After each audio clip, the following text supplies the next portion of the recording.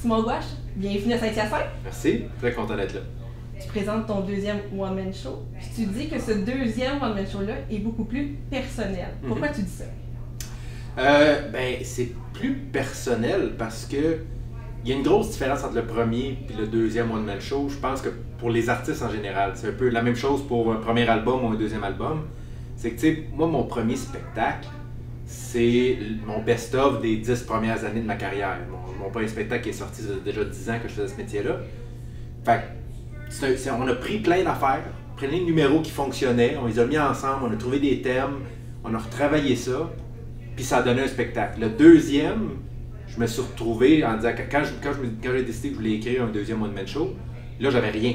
J'avais absolument rien, j'avais aucun vieux gag sur lequel me rattacher. Fait qu'il a fallu que je puise vraiment dans ma vie en ce moment, mais en fait, du moment où je l'ai écrit. Fait que ça fait en sorte que c'est un show qui est beaucoup plus personnel parce que l'inspiration a dû venir rapidement. J'ai dû vraiment observer plein de sphères de ma vie, professionnelle, familiale, personnelle, pour créer un spectacle. Donc, c'est pour ça que j'ai l'impression que c'est un spectacle qui est plus personnel, parce que ça parle plus de moi. C'est plus une introspection que mon premier l'était. Moi, en tant qu'artiste, j'ai l'impression que mon humour a évolué quand j'ai décidé d'être honnête avec moi-même, par rapport à qui j'étais, par rapport à quel type de personne je suis, quel type d'humoriste je suis. C'est là que mon écriture, mon art, je pense, a pris comme une coche. Puis moi, je me suis plus reconnu dans ce que je faisais. Donc, j'imagine que les gens s'en sont venus à plus se reconnaître aussi dans ce que je faisais. De ce que j'ai pu voir, t'écris pas tes textes, tu les mets dans ta tête. Est-ce que tu peux m'expliquer un peu qu'est-ce que c'est? J'ai comme pas trop compris. Ouais, ben en fait, c'est pas vrai de dire que j'écris pas. Souvent, quand les gens vont me parler de ça, de dire que j'ai pas de texte, ils vont dire « Ah, fait que t'écris pas », c'est faux. J'écris énormément, c'est juste que j'ai une capacité à le faire dans ma tête, à faire la synthèse dans ma tête, à faire les coupures, à changer les mots sans avoir à le mettre sur papier. Mais tu sais, au début d'une tournée, quand je suis en train de travailler du nouveau matériel, c'est sûr que là, ça me prend des aides-mémoires, ça me prend tout ça. Mais le texte comme tel, j'ai une capacité à le faire dans ma tête, à le changer, puis à le modifier, puis à m'en souvenir surtout. Mais c'est pas... quand je dis que j'écris pas, c'est pas parce que pour moi l'écriture n'est pas importante. Au contraire, c'est la chose la plus importante. Si tu viens voir mon spectacle 3 fois de suite, tu vas voir le même texte. Peut-être joué différemment, peut-être, mais le texte est pareil parce que j'ai pris beaucoup de temps à trouver les bons mots, les bonnes phrases, le bon rythme, mais j'ai une capacité à le faire dans ma tête et pas avoir à le faire sur une feuille de papier. C'est quelque chose que j'ai développé peut-être. Moi, je dis que c'est par paresse que j'ai développé cette capacité-là parce que j'aimais pas ça, écrire sur papier, je trouvais ça long, je trouvais ça emmerdant. Fait que, est-ce que c'est une capacité que j'avais déjà ou que j'ai développée parce que j'étais trop paresseux pour écrire? Je ne sais pas. Mais ça fait qu'aujourd'hui, j'ai cette capacité-là. Ma force en humour, je pense que c'est définitivement la scène. Je pense que mon humour se décrit bien dans d'autres styles aussi, dans d'autres médiums, si tu veux. Mais la scène, moi, c'est ce que je préfère. C'est ça qui me donne le plus gros high, c'est ça qui m'inspire le plus, c'est ça puis à la limite qui m'obsède le plus parce que c'est ça que j'ai. Chaque seconde de ma vie, je réfléchis à comment tourner des affaires que je vois ou que je ressens d'une façon à ce que les gens comprennent ce sentiment-là. Parce que suffit pas juste de dire ce que tu ressens, il faut qu'ils comprennent, il faut qu'ils se reconnaissent, il faut qu'ils reconnaissent quelqu'un. Donc, c'est là le vrai travail d'un humoriste, c'est de prendre ce que toi t'as dedans et le communiquer à des gens qui ne te connaissent pas, qui sont là, qui ont payé pour venir te voir, qui ont beaucoup de passer un beau moment.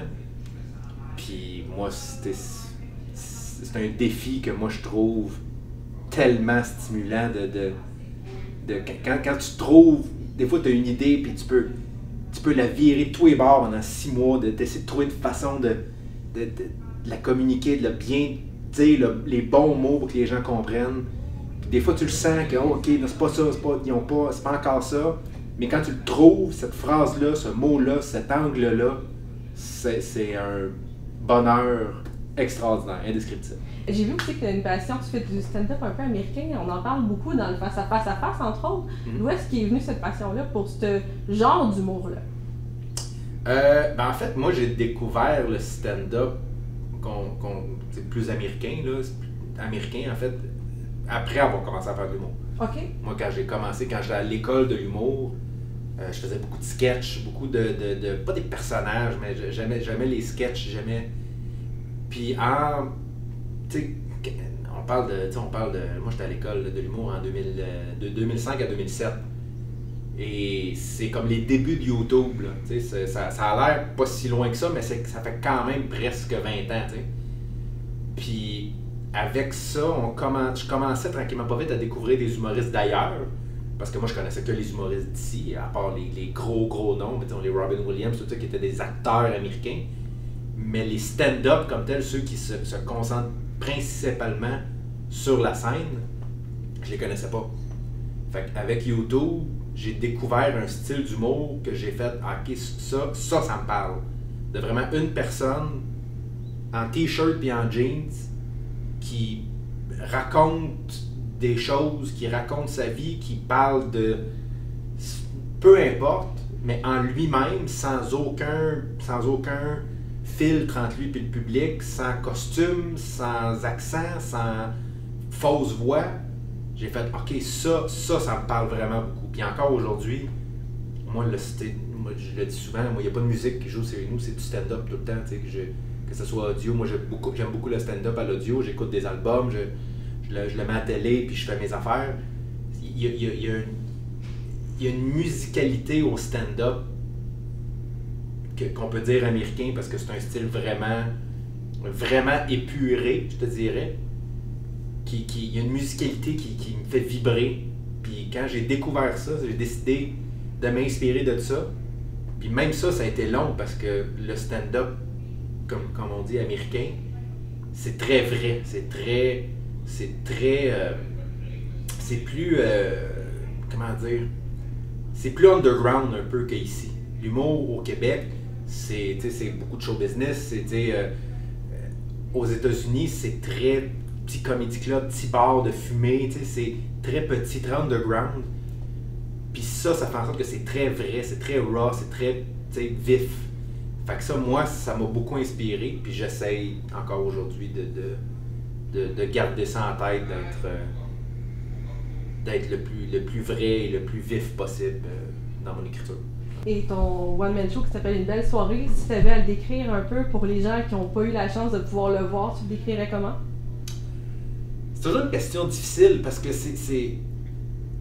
la façon que moi je vois le spectacle, c'est pas la même façon que les gens voient le spectacle, puis même entre eux ne voient pas le spectacle de la même façon. Moi, je l'ai appelé Une belle soirée pour la raison principale que moi j'ai découvert, où j'ai décidé, où je me suis rendu compte que mon métier, moi, c'est de faire passer une belle soirée aux gens. Les gens se déplacent, il y en a qui vont trouver une gardienne, il y en a qui vont faire de la route, il y en a qui vont annuler d'autres plans, il y en a qui vont se déplacer même s'ils ne filent pas pour venir s'asseoir dans une salle pour écouter ce que j'ai à dire. Moi, mon rôle dans la vie, c'est de faire passer une belle soirée à ces gens-là qui sortent en se disant « Quelle belle soirée j'ai passée ».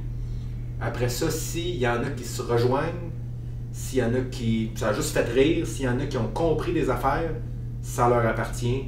Moi, je travaille fort pour que mon humour me plaise à moi, que je le sente que c'est un humour qui est vrai, puis qui est authentique, puis qui est original. Mais à partir de là, moi, mon rôle, c'est que les gens sortent avec le sourire, puis en se disant « j'ai passé une belle soirée ». Fait que je sens que moi, mon métier, ça fait du bien à beaucoup de personnes. Mais j'ai toujours envie de leur dire à quel point moi aussi, ça me fait du bien. T'sais. Moi aussi, j'ai des moments difficiles, moi aussi, j'ai des moments stressants. Puis quand je monte sur scène et que je sens l'amour des gens qui se sont déplacés pour venir me voir, qui ont le goût d'entendre ce que j'ai à dire, qui ont le goût de passer une soirée avec moi, ça me fait un bien énorme. Fait que c'est du donnant-donnant, tu sais. Puis écoute, moi, l'humour, c'est ce que j'aime le plus faire au monde. C'est ma passion, c'est ma vocation. Fait que d'avoir des gens qui ont envie de m'entendre faire ce que j'aime le plus au monde, c'est un match parfait. Tu peux pas en être mieux que ça.